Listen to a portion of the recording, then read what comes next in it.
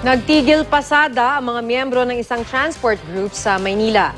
Paraan daw nila ito para iparating sa lokal na pamahalaan ang kanilang reklamo laban sa mga umano'y abusadong traffic enforcer. Makibalita tayo kay Jennifer Muñeza. Pahirapan ang pagpasok sa eskwela at trabaho sa Maynila ang ilang commuter dahil sa tigil pasada ng mga miyembro ng Federation of Jeepney Operators and Drivers Association of the Philippines. Mahirap nga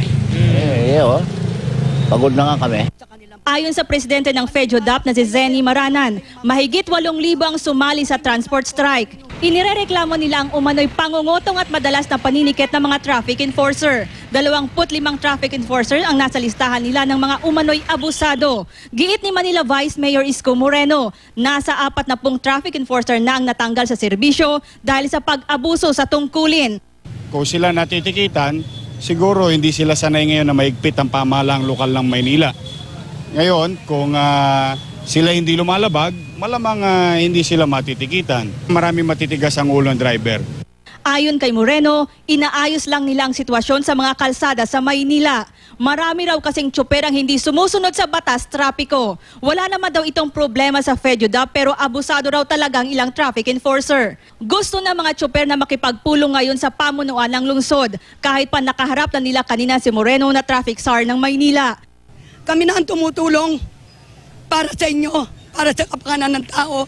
Pero kami pa rin ang masama.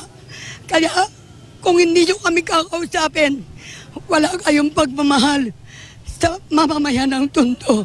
Wala kayong pagmamahal sa lungsod ng Maynila. Ang opisina po namin ay pampublikong opisina. Lahat sila ay pwedeng pumunta, talo mainip. Kung sila ay talagang may suliranin, sila naapektuhan sa pag-iigpit, bakit hindi sila sumulat ng formal? Magsusumite na lang daw ang FEDJODAP ng listahan ng mga umano'y abusadong traffic enforcer.